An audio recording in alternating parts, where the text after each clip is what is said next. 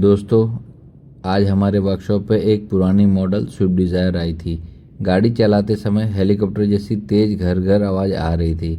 हमने सबसे पहले ड्राइव लिया और फिर चेक करने पर पता चला कि इसकी रियर व्हील बेयरिंग पूरी तरीके से ख़राब हो चुकी है। इसके बाद हमने पुरानी बेयरिंग सावधानी से निकाली और नई मारुति जेन्युइन बेयरिंग फिटिंग की।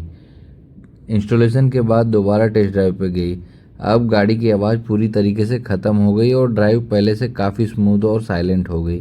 अगर आपकी कार भी स्पीड बढ़ाने पर हेलीकॉप्टर या घर घर जैसी आवाज़ आती है तो उसे नज़रअंदाज ना करें। समय पर व्हील बेयरिंग चेक करवाएं, वरना बड़ा खर्चा आ सकता है। ऐसी ही कार रिपेयरिंग और मेंटेनेंस की जानकारी के लिए राजकुमार मोटर्स को फॉलो करें और सब्सक्राइब करें।